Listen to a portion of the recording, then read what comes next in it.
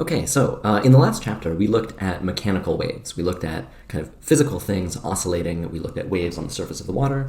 And in this chapter, we're going to take kind of a whirlwind tour through electromagnetic radiation. That is to say, we're going to talk about what light is, and then we're going to talk about how light behaves.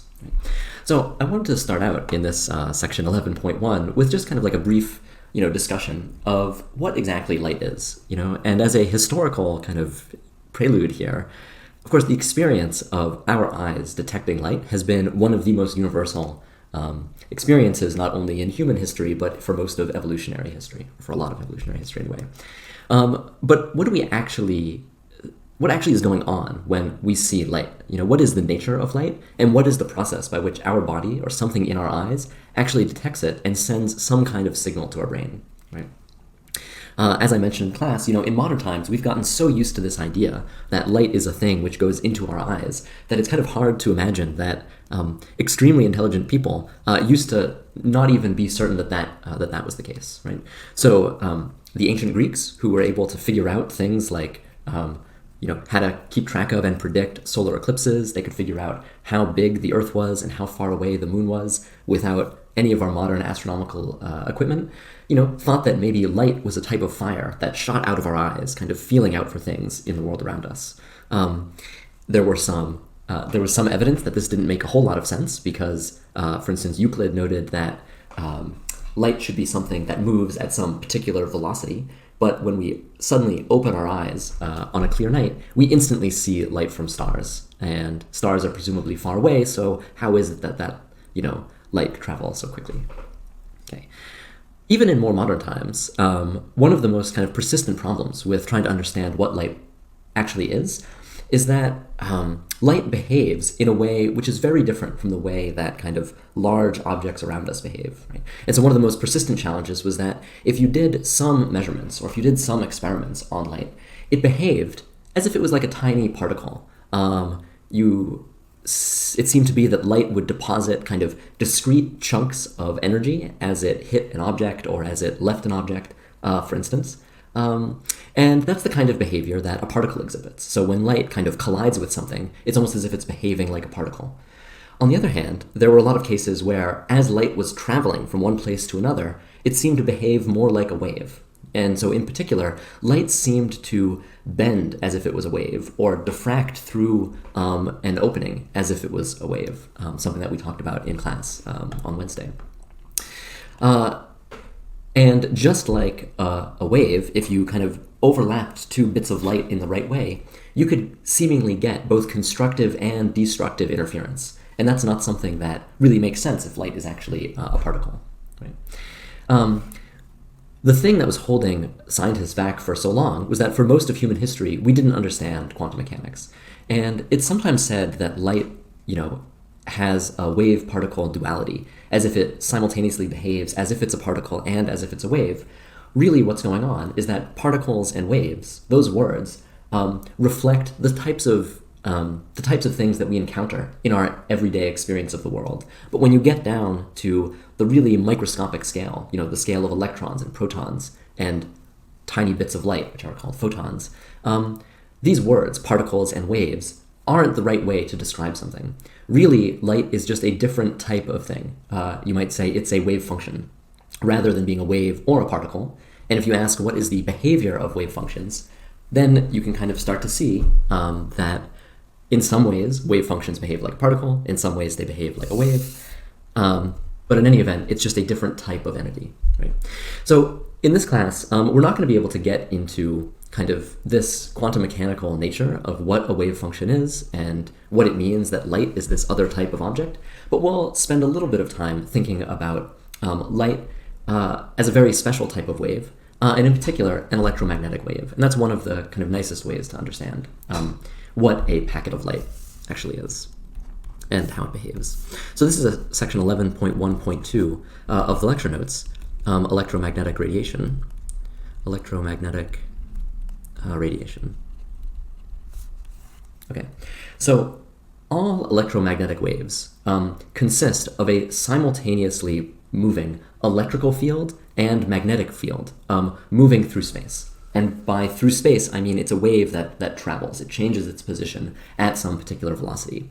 Electromagnetic waves can move through outer space, or through air, or water, or all kinds of different transparent materials. So we haven't talked too much about electricity or magnetism in this class, but electromagnetic fields are physical vector quantities that can permeate the world around us. So let me just write this down to say electric and magnetic fields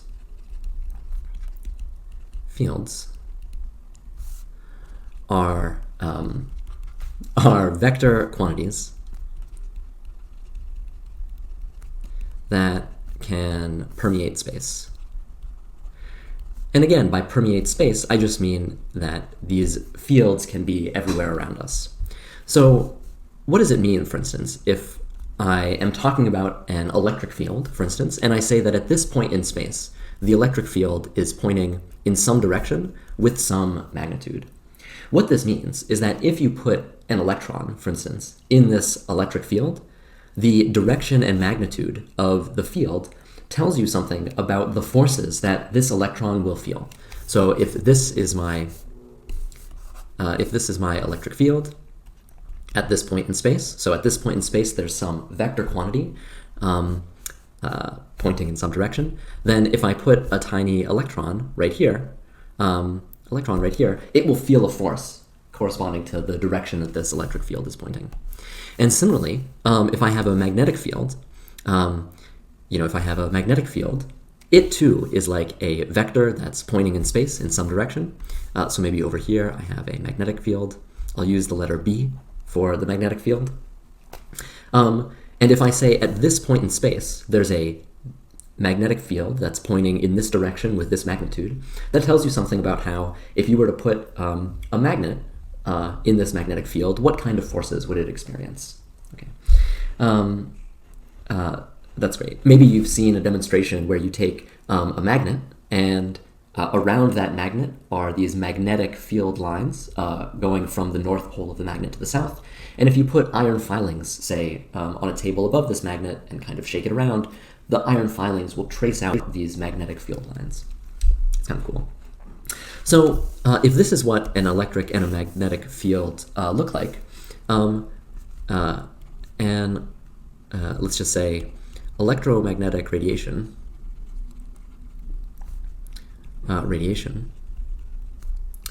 is composed of a electric and magnetic field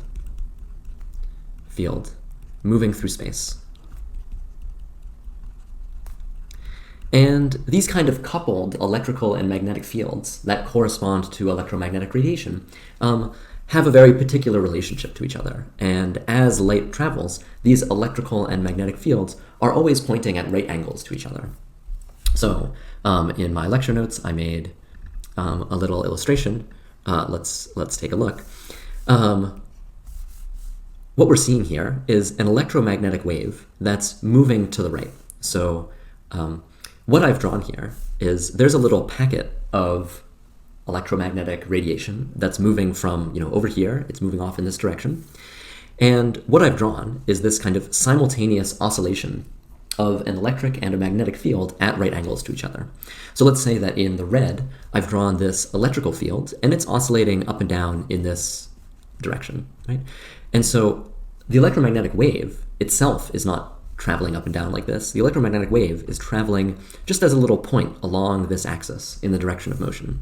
And what these arrows correspond to is like, well, as the electric field moves past, say, this point, at this point there is a magnitude and direction of the electromagnetic field pointing in this direction, like this red arrow. And as the electromagnetic wave moves past that point, you could imagine, this whole wave moving to the right. So if I'm, say, standing here, at first an electron will feel, say, a little downward push, and then a bigger and bigger and bigger downward push, and then less and less and less, and then an upward push, so on and so forth, as this kind of wave moves past it. At the exact same time, as this electric field is oscillating up and down, there's this magnetic field which is oscillating in a perpendicular direction. And so here, if I've tried to draw something that's, say, pointing up, in blue, I'm trying to draw a direction oscillating in and out of the plane. So as the electric field is doing this, the magnetic field is doing that. Right? So I don't know how the camera saw that, as the electric field is doing this, the magnetic field is doing this. Okay. And again, that kind of means that if you were to put a object that was sensitive to a magnetic field, it would feel forces that were oscillating back and forth as this electromagnetic wave passed through it. Okay.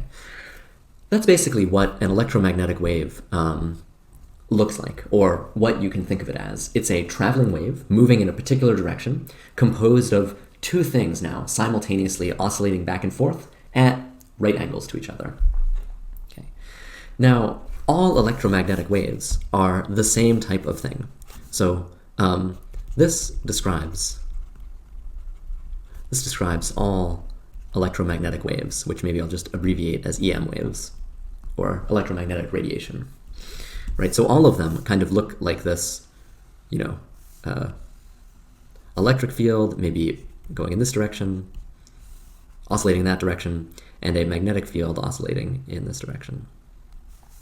And I guess I should use different colors just to make this slightly more legible. Maybe this is B, and maybe up is E. And so the only thing that distinguishes one electromagnetic wave from another is this wavelength, the distance between any two equivalent parts of this wave. Now, in the last chapter, we met this idea that for waves in general, the wave speed was equal to the wavelength multiplied by the frequency. One of the remarkable things about electromagnetic waves is that they have an extremely special property, and that is the speed of any electromagnetic wave in a vacuum. So if the electromagnetic wave is traveling through completely empty, void space in a vacuum, is constant and is an absolute speed limit for anything in the physical universe.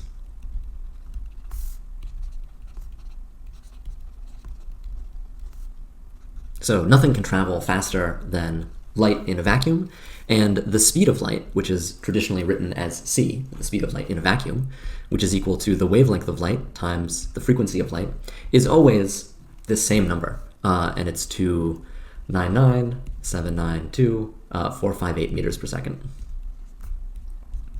Right. Often rounded a little bit, but in fact, the meter is defined so that these days the speed of light is precisely this number, meters per second in a vacuum.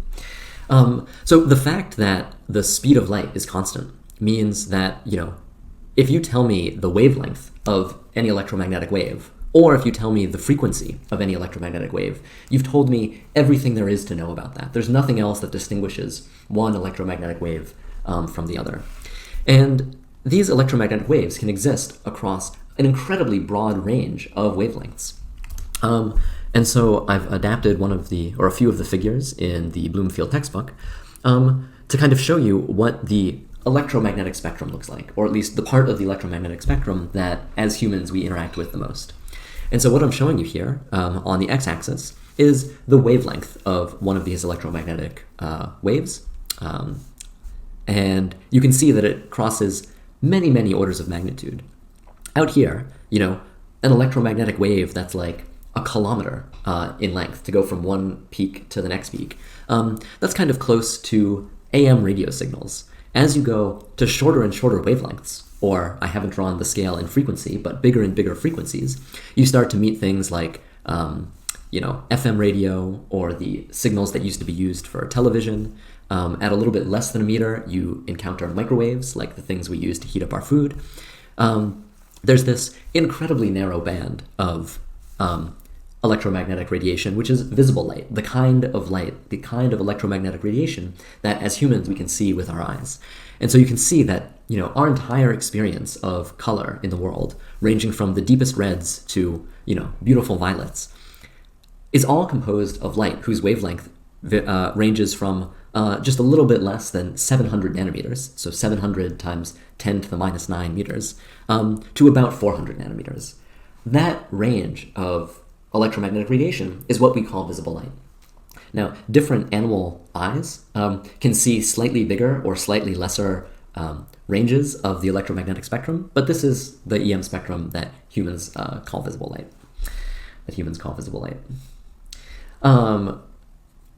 That's great. That's great. Now, another kind of thing that I want to hammer home here, because we've spent some time talking about light as if it's a wave, is that light is not a wave. Light is not really a wave. It's not really a wave, right? And again, as an example, electromagnetic radiation sometimes behaves as if it's a wave, it travels as if it's a wave, but sometimes it's often behaving as if it's a particle, like a little packet. When light interacts with something, it strikes an object or something like this, it sometimes behaves. And I'm just going to put behaves in quotation marks here because behaves like a particle is just a kind of way for us to get a rough mental picture of what's going on, even though it's not an accurate reflection. Behaves like a particle. And in this context, you might call a little packet of light a photon. A photon. Okay. And one kind of particle-like thing about light is that it always carries very specific, discrete amounts of energy as it's moving from one place to another. So the energy of any given photon is completely determined by its wavelength, or equivalently by its frequency. So this is often written as this constant h, which I'll talk about in a second, times the frequency of light. And of course, I could write the frequency of light by saying that the frequency of light is equal to the speed of light divided by its wavelength. So this expression, h times frequency, is the same as saying h times speed of light divided by lambda. And this h is a particular constant. It's called Planck's constant. And it has some particular value. We can see that the units of this have to be energy times, it has to have dimensions of energy times time, right? Because frequency is going to have dimensions of 1 over time. So we should expect Planck's constants to be, for instance, in units of joules times seconds. And in those units, the value of this it's something, 6.626 times 10 to the minus 34th joules, let's just write that more clearly, joules times seconds, right? Ooh, I'll swear the best water. It's a tiny number, right? To give you a sense here, right? Let's pick a particular example. Let's suppose you have a light bulb. Light bulbs are rated in watts, right? Which is like joules divided by seconds, right? So, as a light bulb is emitting photons, it's emitting like joules per second in photons, right?